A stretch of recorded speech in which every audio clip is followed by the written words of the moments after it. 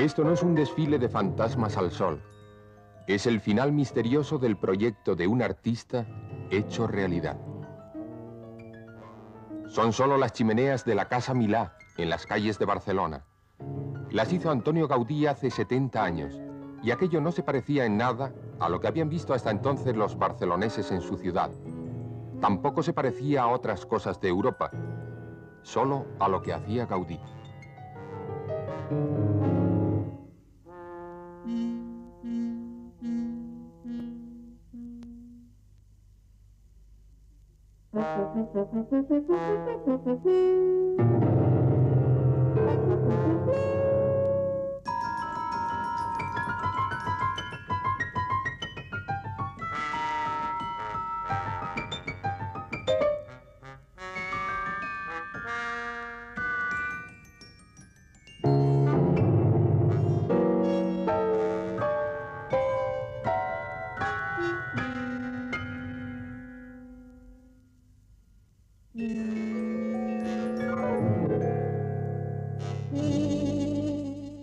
En aquel tiempo a unos les gustaba y a otros no.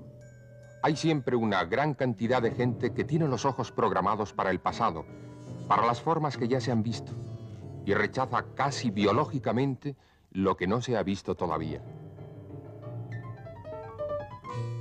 Por eso, cuando se construyó la Casa Milà, fue para muchos solamente un informe montón de piedra, y se la llamó La Pedrera.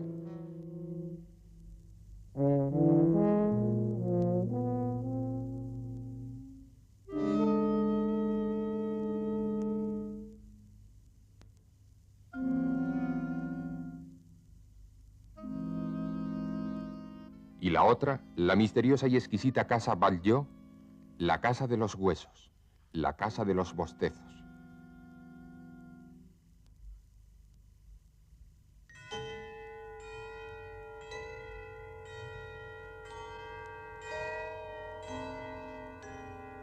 Todo aquello era una invención nueva en el arte de Occidente, después de tantos estilos consagrados, entre ellos el gótico.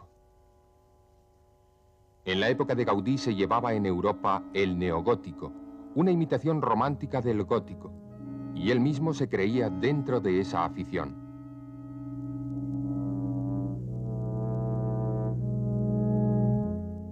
Cuando se presentaron en la exposición Gaudí de París en 1910 sus planos y maquetas de la Sagrada Familia, les dijo a los que los llevaban: si os preguntan qué estilo es, decís que es gótico.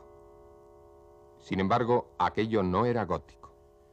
Él había inventado algo nuevo mientras creía estar haciendo gótico, un arte que precisamente no le gustaba. Le parecía un arte con muletas, porque un edificio gótico necesita siempre un arbotante para que no se venga todo abajo. Ante la contemplación del gótico, Antonio Gaudí halló una solución nueva: la columna inclinada que soporta la bóveda sin necesidad de arbotantes. Un artista piensa siempre algo nuevo ante la contemplación de algo. Gaudí halló también el arco parabólico, las superficies alabeadas, la utilización del hierro y el mortero de cal armado con fleje, los pórticos metálicos sin muros de carga. Pero sobre todo, una concepción de la arquitectura como una gigantesca, aérea y misteriosa escultura llena de color, a la que hay que contemplar desde todos los puntos de vista, por dentro y por fuera, en medio de la luz y en armonía con todo lo que rodea.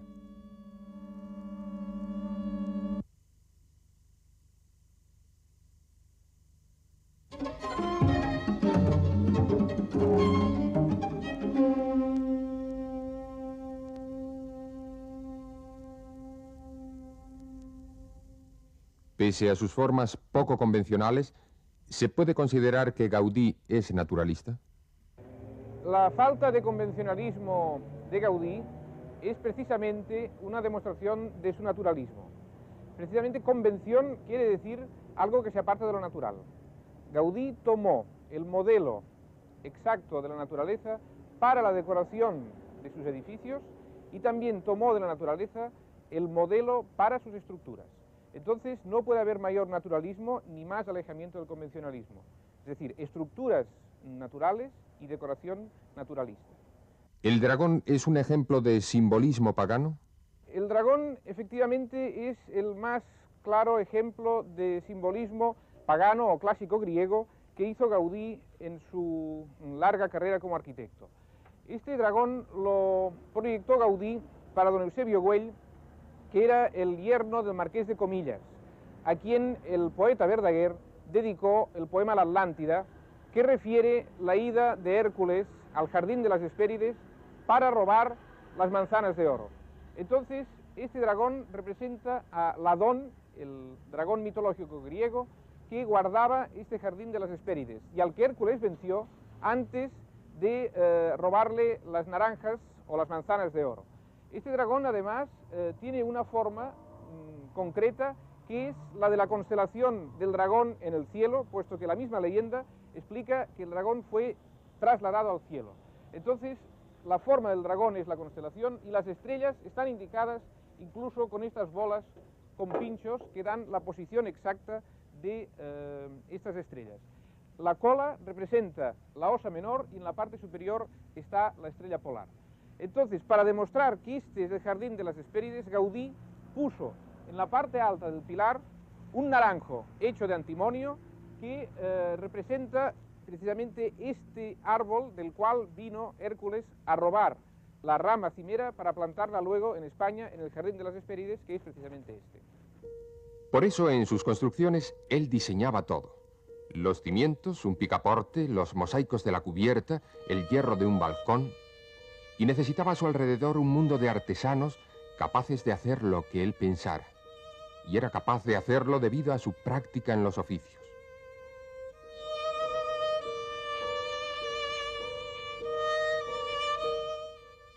Entrar en un edificio de Gaudí es un paseo por el don del artista, sus sentimientos y su entendimiento de los hombres y las cosas a través de la belleza.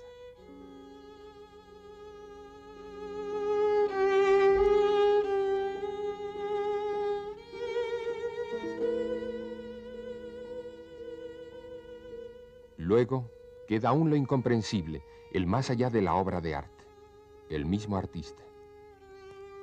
Así era Antonio Gaudí cuando tenía recién terminada la carrera de arquitecto y se le veía bien vestido, los ojos azules y el pelo tirando a rojizo, en las reuniones de la buena gente de Barcelona, donde enseguida conoció a Eusebio Güell, financiero y mecenas, que le encargó su palacio y más tarde otras muchas obras.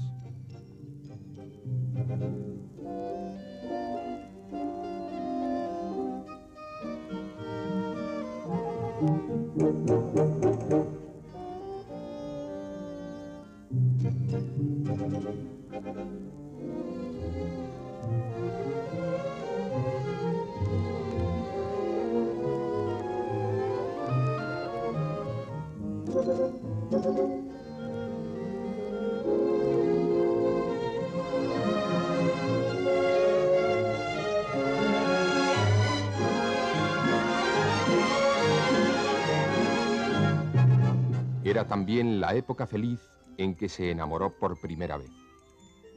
El desengaño tiene siempre como principio un engaño. Evitado el engaño, se evita el desengaño. Por eso no conviene engañarse en un asunto tan importante como el amor. Eso dijo una vez Gaudí a un amigo.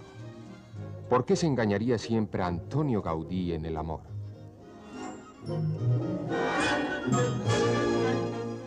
Una vez conoció a una señorita extranjera. Su novio estaba en América, pero había prometido volver para casarse. En una hora de conversación, se enamoran los dos. Pero la madre la llama alarmada. Ella se va. Gaudí no la vuelve a ver más, aunque la recuerda hasta el extremo de haber llorado por ella. Otra vez es una profesora francesa que hasta sabe nadar. Va a visitarla a su casa, pero se lo toma con tanta calma que un día ella le enseña el anillo que le ha regalado un comerciante muy rico.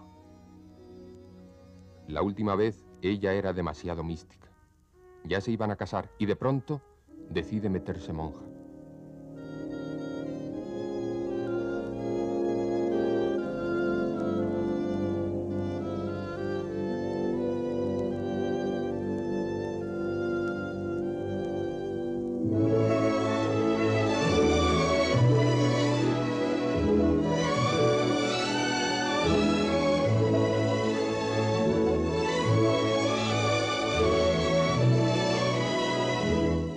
Antonio Gaudí desespera del amor y decide hacerse místico también, probablemente para no volver a ser engañado.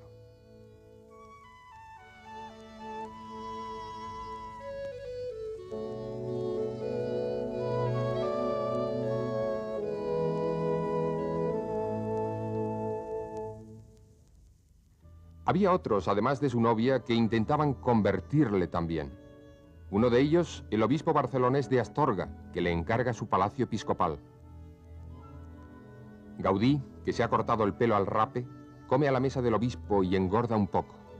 Deja de vestirse elegantemente, se hace huraño y de vez en cuando da malas contestaciones, muchas veces atinadas y con razón.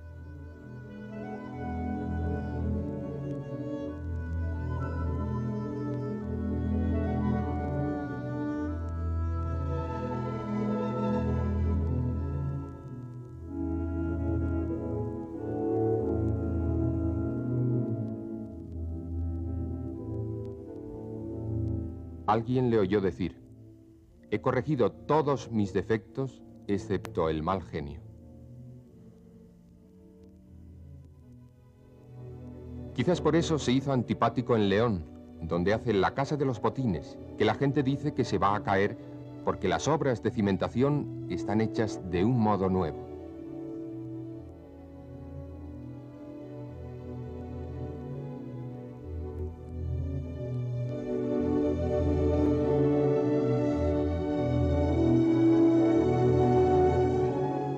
Otro misionero de Gaudí era Bocabella, promotor de las obras del Templo de la Sagrada Familia. Sentía recelos de un arquitecto librepensador. Solo estaba iniciada la cripta y Gaudí debía continuar. Le regaló el Año Cristiano y otros tratados devotos.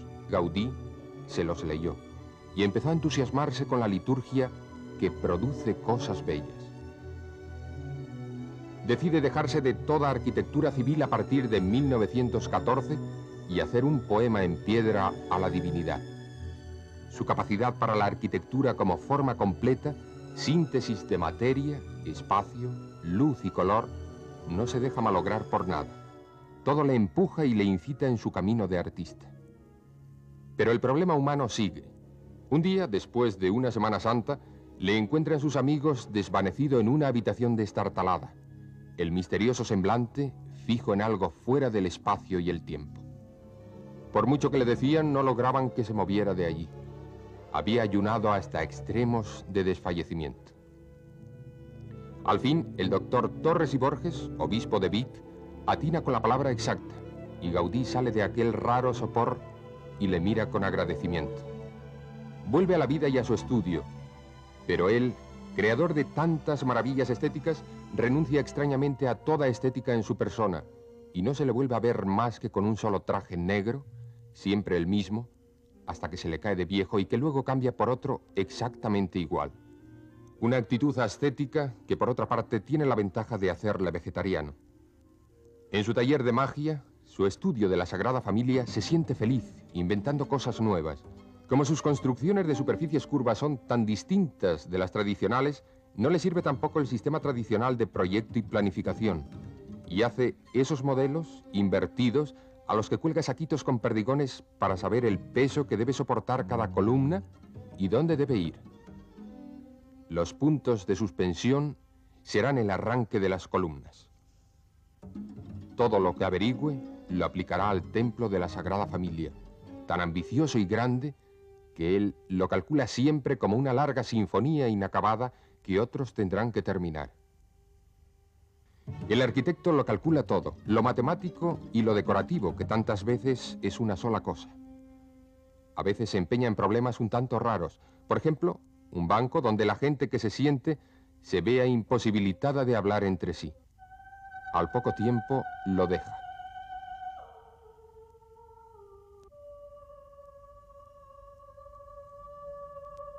Vive allí todo el día, trabajando sin sueldo ninguno, solo por la comida, a veces con la compañía de un ratón que se sube a la mesa a comer las migas que Gaudí le da.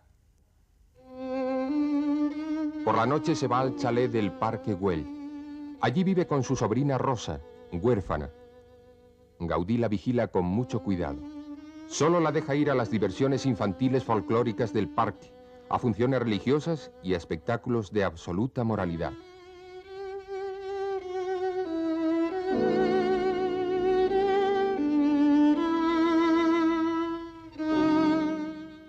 La casa, y sobre todo la mesa, tiene que estar siempre cuidada y bien puesta.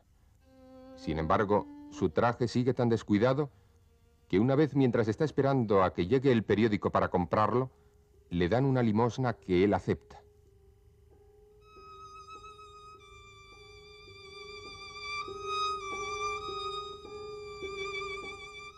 Sin embargo, Gaudí es un personaje famoso y todo el mundo va a ver la maravilla incompleta. Él explica su obra a los estudiantes y a los jóvenes arquitectos, con más entusiasmo que a Alfonso XIII y a Unamuno, entonces rector de la Universidad de Salamanca. Unamuno, después de lanzar una ojeada a todo aquello, dijo: «No me gusta, no me gusta, no me gusta». Pero Gaudí se vengó diciéndole también lo que pensaba de sus ensayos de filosofía. «Me hacen el efecto de desperdicios de casa señorial, donde amontonan retazos de cosas valiosas y relucientes, pero en definitiva es todo para tirarlo».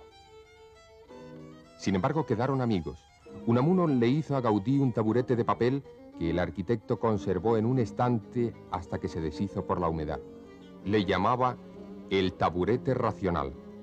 Entre los visitantes y admiradores, muchos eran amigos de Gaudí. Entre los mejores estaban César Martorell, estudiante de arquitectura entonces. También los arquitectos Bonet Garí y Puig Boada, que continúan su obra. Su vida y su obra está ligada a Gaudí. ¿Desde cuándo? Desde el año 1915. Nosotros somos estudiantes en aquella época y los profesores son nuestros guiadores en la vida de nuestra profesión. Yo con ellos, los de la Escuela de Arquitectura, pero además para trabajar a su lado con Puig y Cadafal. Pero con todo esto todavía no tenía bastante. Y conociendo ya cómo era Gaudí, cómo era su obra, por conocer ya los edificios que habíamos visitado durante sus primeros años de nuestra carrera, entonces quise conocerlo. Y el año 1915 tuve esta ocasión. Y desde entonces yo ya no me separé nunca más del lado de Gaudí, como tampoco de los demás maestros. La naturaleza, la geometría y la técnica están en la obra de Gaudí. ¿Cómo? Sí, Gaudí. Hemos de pensar que todos los hombres reciben algo de la creación, reciben un don. Y el don lo recibe el jardinero, el don lo recibe el carpintero, el don lo recibe el literato, el poeta. El poeta es el que más lleva un don, casi a veces como profético, porque la inspiración que tiene, que les da, de dónde le viene. Pues Gaudí era un hombre que poseía el don y le interesaba más el don en el espacio, el sentido del espacio, porque la arquitectura es una obra que se hace no en un papel, no en los oídos por la música, sino que es una cosa que se hace en el espacio. Esto, espacio, es volumen. Y el volumen no es un plano, el volumen es una cosa corpórea. Y así es que él, de este sentido, decía que es el que poseía, así como los músicos tienen el sentido del tiempo, él sentía el espacio. Por consiguiente, él, con la imaginación suya y con este sentido, él trazaba toda su obra. La técnica estaba a su servicio. La técnica no estaba en descuido, pero no era la técnica que mandaba. Si te hace unos arcos parabólicos, no lo hace por la técnica de estos arcos parabólicos, lo hace porque le da el sentido que le da la naturaleza, con los árboles, con las montañas, con el mar. Este árbol, esta montaña, esto era su libro. Él buscaba siempre las cosas en donde está precisamente la raíz de la creación. Arquitectos, escultores, pintores, artesanos de todo tipo están al servicio de una idea, de la idea. Sí, porque una obra que tiene importancia, que tiene categoría, que se ha empezado ya desde su principio, porque digo yo, cuando se buscó un solar para realizar un templo, se compró toda una manzana del ensanche de Barcelona, que es 1 hectárea. Pero esto ya le da sentido de grandeza. Entonces la gente para esto ya va. Buscaron un patrón, era San José. Sí, este patrón ya estaba bien porque entonces San José representaba para la Iglesia un apoyo. Pero después dice, no, es poco, la Sagrada Familia, más, todos. En fin, siempre ha habido el sentido este de ampliar el sentido que se podía dar de un principio. Cuando se encarga la continuación de la obra al cabo de 1 año y medio, 2 años, el año del 62 al 84, se lo encarga Gaudí, entonces entró un arquitecto que tenía este sentido de grandeza, todavía lo tenía más. Él veía las cosas perfectamente, pues, la posibilidad de ser perfectas, ser buenas. Él veía las proporciones en que se tenían que hacer las cosas. Y ya empezó de esta manera, en un templo que parecía que en aquella época no era posible y entonces se puso así a realizarlo. Ahora vienen los artistas aquí porque Gaudí los ha necesitado. Y cuando ha necesitado los artistas, ha buscado los mejores pintores a su lado. Cuando ha tratado de estudiar cómo tenía que resolverse la parte musical de los campanarios a base de tubos metálicos para darle el sonido perfecto, se puso al lado de los músicos que tenía en Barcelona mejores. Cuando se trataba de cosas de tipo teológico, buscaba también las personas que estaban caracterizadas para resolver los problemas que tenía. Y siempre estaban a su lado todas estas personas. Así es que cuando estos trabajaban aquí, para Gaudí, también se ponían en este mismo sentido de hacer las cosas bien hechas. Porque Gaudí trabajaba aquí porque era un hombre de fe. Y como era un hombre de fe, además, era un hombre de hechos. En català ho diguem més bé. De fe y de fe. De fe, de hacer. Fe, de hacer. Y Alfonso Trías, él vivía también en el Parque Güell. Iba a esperarle al tranvía para que no subiera solo de noche, y marchaban deteniéndose los dos en casa de algunos amigos. El merendero del Caballo Blanco, allí charlaban con el propietario. Luego con unos cabreros que vendían leche, wagnerianos y aficionados a la literatura. Y a la entrada del parque, Carlos, el portero que entendía mucho de plantas.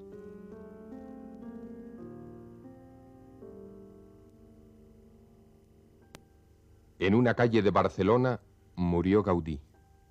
Había salido de la Sagrada Familia para comprar el periódico, como hacía todas las tardes, y hacer una visita a San Felipe Neri.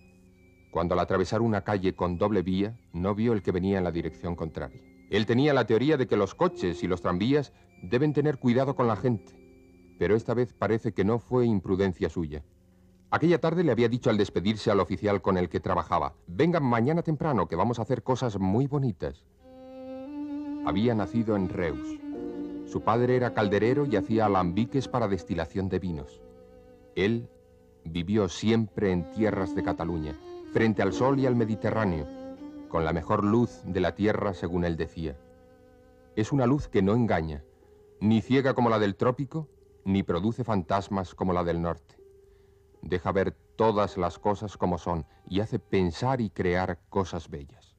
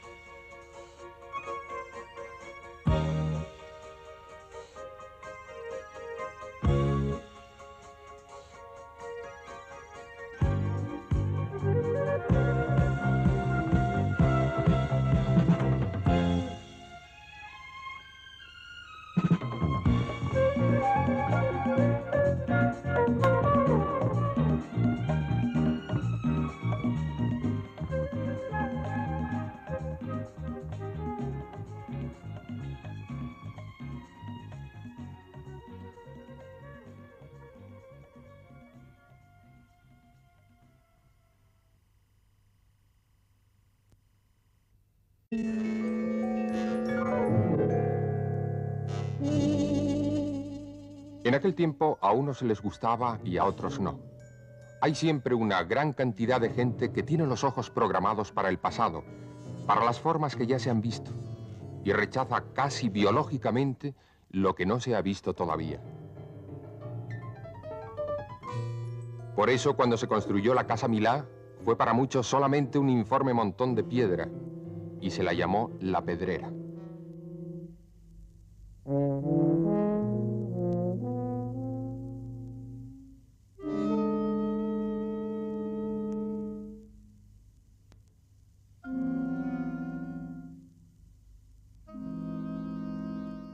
Y la otra, la misteriosa y exquisita Casa Batlló, la Casa de los Huesos, la Casa de los Bostezos.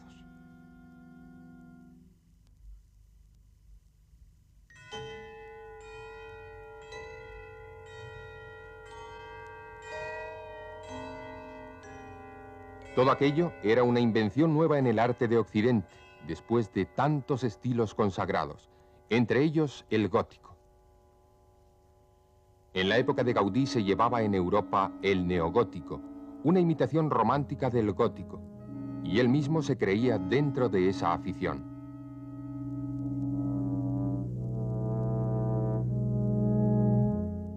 Cuando se presentaron en la exposición Gaudí de París en 1910 sus planos y maquetas de la Sagrada Familia, les dijo a los que los llevaban: si os preguntan qué estilo es, decís que es gótico.